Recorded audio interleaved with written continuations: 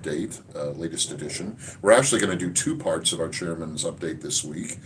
Part one is a conversation right now with Dale Whitaker, who is running for Secretary of State, the state Secretary of State here in Washington, the position which is primarily responsible for overseeing elections in our state, but does a few other things too. Dale, tell us a little bit about yourself, why you're doing this, and what you want to accomplish as Secretary of State. Yeah, so I actually grew up in England in a place called Washington, actually. It's George Washington's ancestral hometown. His great grandfather was from there, so I used to walk past Washington Old Hall, his old family residence, on the way to high school every day. So I moved here in 2008. I became a legal citizen in 2015. And, I really, when I became a citizen, you get given this little booklet, and it's a civics booklet. And it's not as comprehensive as it should be, but it got me intrigued enough to start really getting involved in civics and being a citizen. I wanted to cast my vote. So for me, that was kind of the trajectory I started on, and now here I am 9 years later and running for Secretary of State because I believe that we can make a difference. Well, there are a lot of us who think that every high school student should have that little civics books that naturalized citizens are given, and they should be able to take a test based on what's in it. But that's another story. So Secretary of State, the position, as we said, deals primarily with election oversight, but some other functions of government here in Washington State too. Several issues have been in the news lately involving this position, State Secretary of State. Probably the most media traction was given to this matter of Logically AI, a private company that the current Secretary of State made a contract with to basically snoop on people, to follow what people are saying on social media, online, on websites, and in X and Facebook and Instagram, and basically track it, like surveil it, and follow what they say. Highly controversial, legal, we think, but just barely, and certainly not in the spirit of what we like to see. Tell us what you think about this Logically AI contract for snooping on people. Yeah, I mean, I think for me personally, and a lot of the folks that you've shown up in that report, those elected officials that I'm have shown up proud to say I was early on the list getting surveilled. So I think that it's inherently dangerous. So I grew up in England, and even 30 years ago when I grew up, we were talking about how England was Big Brother. There was cameras everywhere, all the city centers, all the towns. That you can't drive down the freeway 5 miles without hitting about 7 speed cameras, right? So we've been talking about that for 30 years in the UK. So coming to a country who fundamentally enjoy freedom at its very core, I think the American people inherently dislike when a government entity and a government official are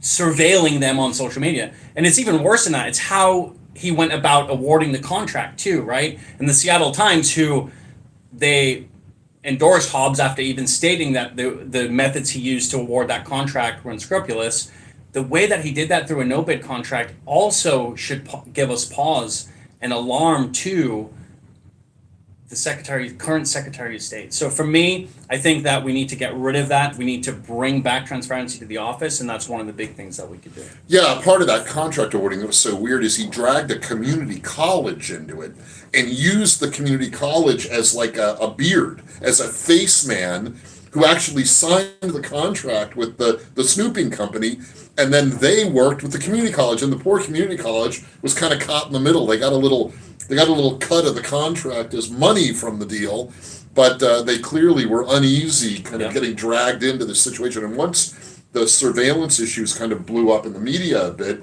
then the community college was really nervous because they're like, look, we don't want any part of snooping on people. I think that transparency piece is key. I think your statements about how you want more transparency in that office and any office are very useful. Pivoting on to another issue in the news involving elections and Secretary of State, we just went through a very closely contested primary election for the position was the state's commissioner of public lands, Yep. the elected official who oversees the Department of Natural Resources. Very, very close primary result in our top two primary. The first place finisher was clear, but the fight for second place, which goes on to the general election in November, was razor close. About a 50-point difference between second and third place out of almost 2 million votes total cast. Very, very close. And so there was a recount, a hand recount, and that acted as a little bit of in our election there, and that's a good thing. We like that. Yep. Some controversy in some of the hand recount, not as much as we've seen in years past, but some controversy, particularly around this matter of King County using an online app, like a phone tool, to cure ballots. That is, clean up ballots where the signatures don't match or there are other issues. Controversial, not clear that that's a proper use of an online app. What's your take on this close primary election, the recount, and this matter of using an online app for something that's supposed to be done in person? Well, the RCW is clear that they cannot do that. They have to be done directly by the individual with the county auditor. So they have to cure them in person or via mail, but not through a third-party app. And because the RCWs are clear, I think there's a good chance that we can utilize that to state, hey, these cured ballots now have to be disregarded because they used a third-party app to do it. And it's a huge issue. And I think it's a glaring issue, and I think it shows a continued trend of auditors and elected officials using third-party apps, using other outside entities to do their jobs. Why are we electing officials who are then hiring firms to do their job? That's not what we elect them for. You are there to do a job, do your job. It's that simple. And that contract was $500,000. It wasn't a small piece of the pie. That's a lot of money that the folks in King County are paying in taxes to have OmniBallot do this for them. Yeah, and you're right, and it's not just an issue of this close primary election. We want some clarity going forward Yeah. that you can't do this, and maybe in November, the general election, or next year, or in the future, we don't want them using this third-party app because it appears that it's not legal according to the RCW. Now, the courts are going to have to sort some of that out. We've got a clear opinion, but I agree with your position about why are they contracting out work that their offices should be doing themselves. And then a third issue that we need to touch on, and really a big one, and again, this affects the state Secretary of State position, is a deal reached recently between the current Secretary of State and the current State Attorney General that gets rid of the state constitutional requirement that a person establish residence in Washington State 30 days before they can register to vote in Washington State. Yep. This is a long-standing policy of the state. It is in our state constitution, and this deal between the current Secretary of State and the current State Attorney General basically says the current Secretary of State doesn't have to honor that 30-day requirement, and people can register to vote if they've lived in their residence for 5 minutes. Yep. What are your thoughts on this? Well, I think, again, this is classic lawfare. This is them using a lawfare that was brought against Secretary Hobbs and Bob Ferguson in their official capacities to undermine our state constitution. Now, the reality is the state constitution still stands. That is still there. Article 6, Section 1 still stands. But what they've done is they've subverted any legal avenues for us to prosecute people who are intentionally casting illegal ballots. Now we cannot go after them and say, hey, you knowingly broke the law, because we're not informing them of what the law is on the form. So when you do that, you now have taken any legal impetus out of it, and they can just say, folks can come into our state up until 8 p.m. on election day and say, I live at this address, and they will print them a ballot.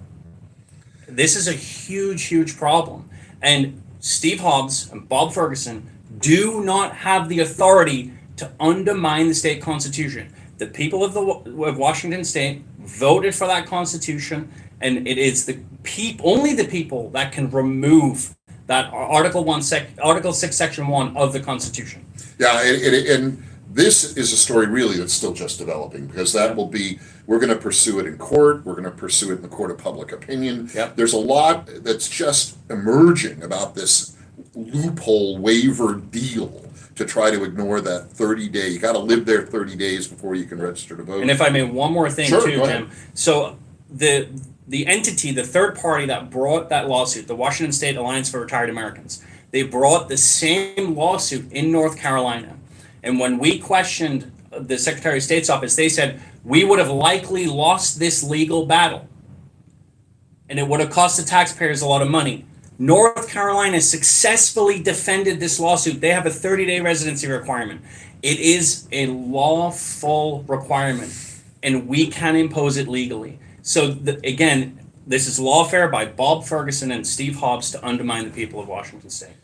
And that's no good. So Dale Whitaker, you're running for Secretary of State to oversee elections and the other things that position entails. How do people get in touch with you? How do they find you? How do they contribute to your campaign? Yeah. So if you would like to go to my website, it's www.whitaker4, I actually spelled out the 4, whitaker4wa.com. And if you would like to get through to my campaign, it's 509-856-8076, 509-856-8076. And we'll put that information below in the comments and in the information around this post. So you'll be able to get in touch with Dale. Transparency, accountability, Integrity. and doing the job. And doing the job. Let's not outsource the job that you're hiring elected officials to do anymore. All right. How about that? Well, thanks so much, Dale. And everybody will be back in a little while. Until then, be well and stay strong.